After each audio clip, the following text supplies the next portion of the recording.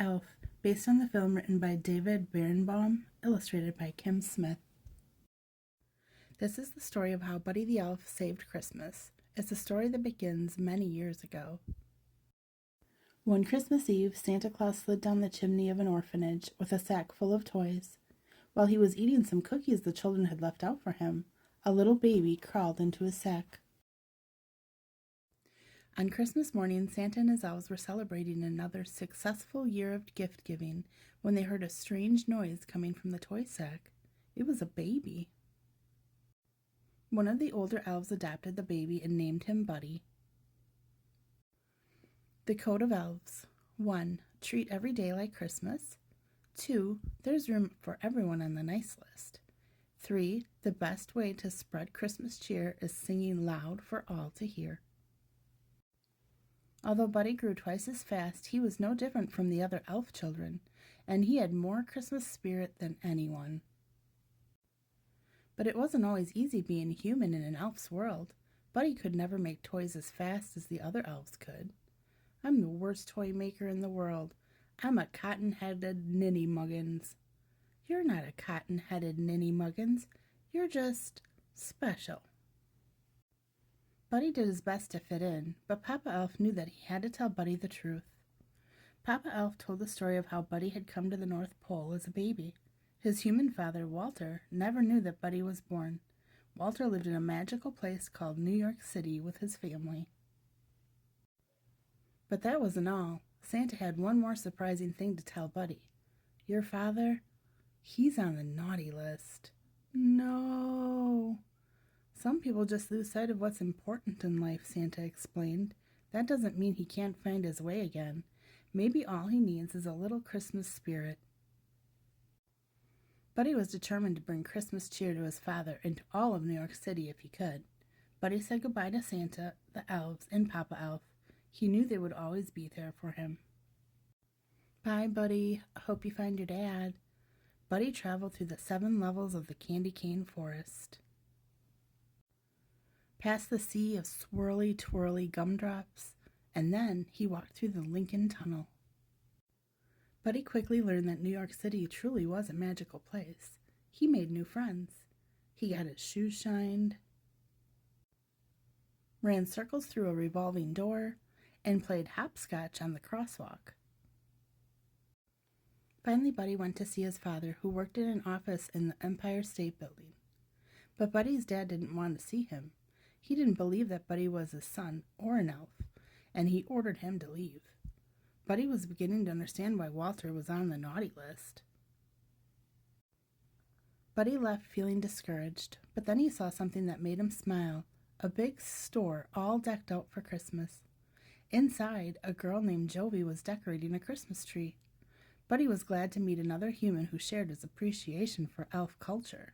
Jovi told him that Santa would be visiting the store the next day. Buddy was so excited to see Santa again. Buddy stayed up all night decorating the store in preparation for Santa's arrival. But when Santa arrived the next morning, Buddy realized that he was an imposter. You smell like beef and cheese. You're not the real Santa. You sit on a throne of lies. Buddy ripped off the fake Santa's beard, and all the children screamed. He caused such a ruckus that the store manager called Buddy's dad to pick him up. Buddy met his dad's wife, Emily, and their son, Michael. They were much friendlier than his dad. At dinner, Buddy told his family about the 4 main food groups that elves eat: candy, candy canes, candy corns, and syrup. Buddy had a whole list of things he wanted to do with his dad: make snow angels for 2 hours, go ice skating, eat a whole roll of cookie dough as fast as we can, and snuggle. But Buddy's dad didn't want to do any of those things. All he wanted to do was work. So Buddy went to work with his dad. He tried coffee. He helped answer the phones. Buddy the Elf, what's your favorite color? Andy sorted packages in a shiny mailroom. Buddy hadn't forgotten about Jovi, the girl from the store. On Christmas Eve, they skipped down the sidewalk together. He showed her a sparkly Christmas tree in a shop window. And Jovi showed Buddy the biggest tree in all of New York City. Buddy was so excited that he interrupted a big meeting at his dad's office to tell him all about Jovi. I'm in love, and I don't care who knows it. But Buddy's dad didn't want to be interrupted. Get out! Buddy was so upset that he decided to run away. He left a note behind. I'm sorry I ruined your lives and crammed 11 cookies into the VCR. I don't belong here. I don't belong anywhere. I'll never forget you. Love, Buddy. When Michael told his dad that Buddy was missing, Walter felt sorry for yelling at him. He knew what he had to do. Walter's boss didn't want him to leave the meeting, but Walter said that there was nothing more important than finding his son. Buddy was on his way out of the city when he saw something strange overhead. It was Santa's sleigh, and it was falling from the sky. Buddy found Santa in Central Park.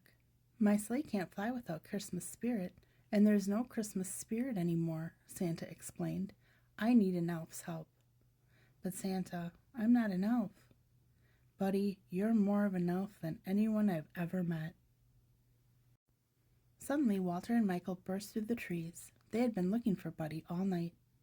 Buddy, I need to apologize to you, Walter said. You've been right about everything, and I don't want you to leave. You're my son, and I love you. I love you too, Dad.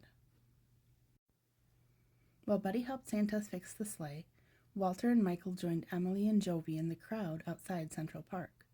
They needed to help people find their Christmas spirit. Jovi remembered something that Buddy had told her. The best way to spread Christmas cheer is singing loud for all to hear. One by one, everyone began to sing. It's working, Buddy exclaimed.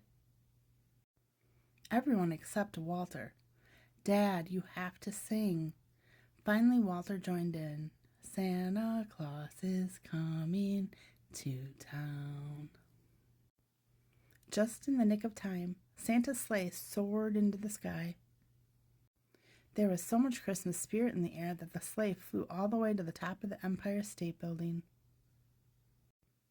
The next day was Christmas. It was the best Christmas ever because Buddy got to spend it with his whole family doing all of his favorite things, singing, giving gifts, and snuggling. And that's the story of how, with a little help, Buddy the Elf managed to save Christmas, and his spirit saved a lot of other people too. The end.